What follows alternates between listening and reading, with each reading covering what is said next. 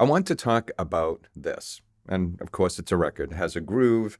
It has a label. It's made out of plastic, PVC to be exact.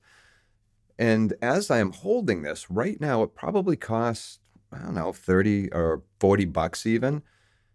And is it worth it? Well, you're damn right it is. Now, every time I talk about records, I will inevitably get comments that they are too expensive. And I get it. I like scotch, and scotch can be expensive. And when that bottle of scotch is gone, it's gone. This record that I paid maybe 40 bucks for, this will be around for a very long time. This group of songs will always be here to listen to. And I've listened to some records in my collection hundreds of times, and I'll continue to do so.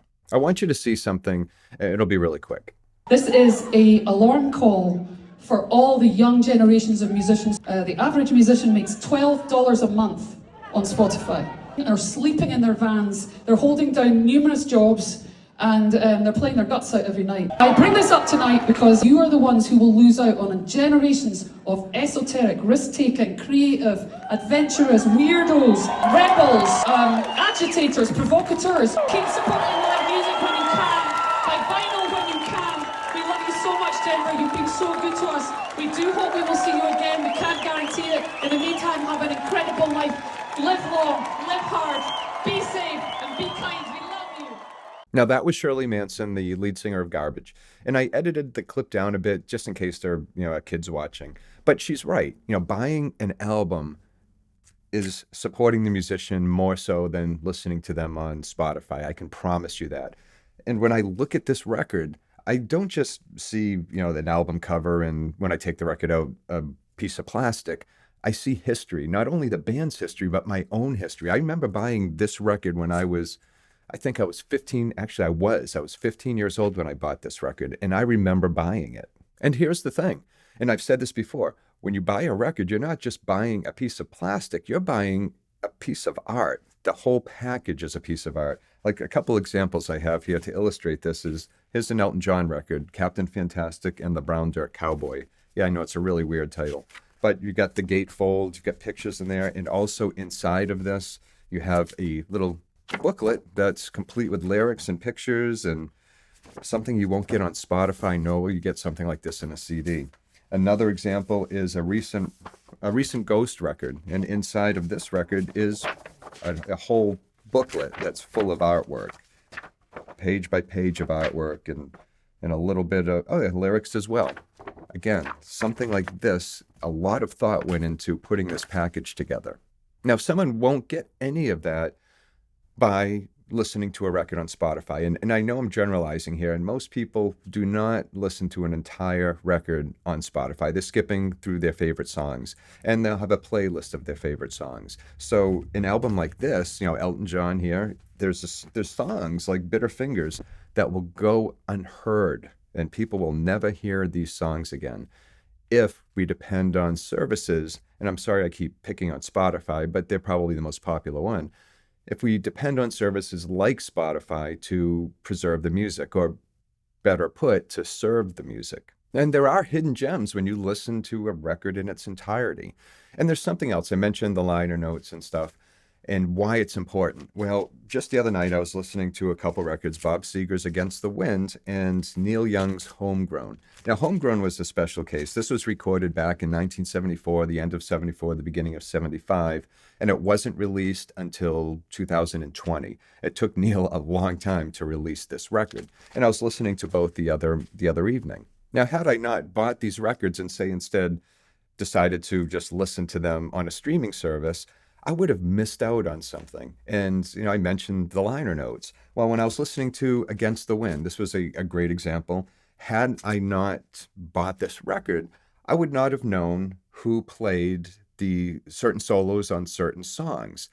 I would have thought it was Bob Seger playing some of the solos, but the liner notes revealed otherwise, as well as, you have the lyrics and everything in this record. Another great example was this Homegrown, Neil Young's Homegrown.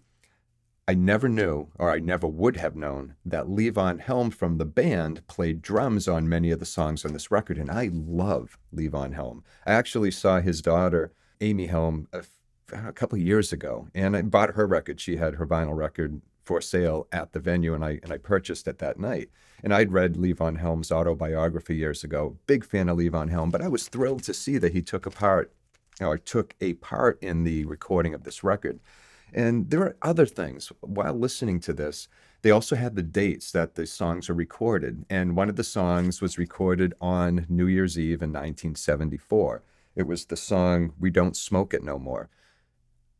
All I could do is, while I was listening to the music and having that knowledge, I was imagining what it must have been like for the band at that time recording the song on New Year's Eve. They were probably having a great time and probably indulging a little bit, but it brought you back. And, had I just been listening to this on Spotify, I probably would have enjoyed the song just as much, the music that is, but having the liner notes, having the information enclosed and being able to get to that information, it added depth to the music. Another thing about this record, Against the Wind, I never knew that members of the Eagles sang backup on this record, and now I can't unhear them anytime I listen to Against the Wind, the actual song Against the Wind. And I never would have known that if I didn't have the record in those liner notes.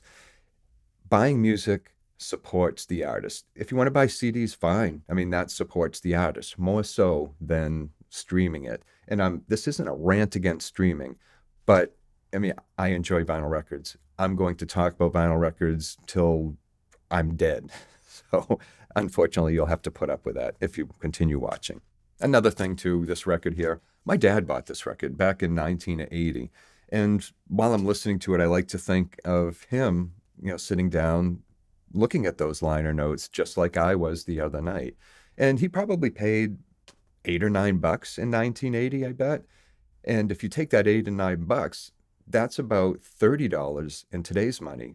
So it's all relative. So when you say records are too expensive, they're really about the same when you compare it to everything else. And I'm sure if my dad at the time knew that his son was going to be listening to, this record 45 years after he bought it, he'd say it was the best money he ever spent. Just like I will say, if my daughter is listening to, or my son is listening to Homegrown in another 40 years, that $30 that I spent, that's well worth it. As Shirley Manson said. Music when you can, buy vinyl when you can. We love you so much. And that's about it.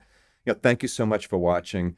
I hope you enjoyed the video. If you did, like and subscribe. I also have a newsletter. It comes out once a week, comes out on Saturdays. And a lot of times there's an article that's a little bit personal, or some of my thoughts about vinyl or the vinyl playback experience. So I'll put a link in the description so you can join. Anyways, thank you so much for watching. And until next time, take care of yourself and enjoy your records. I'll see you soon.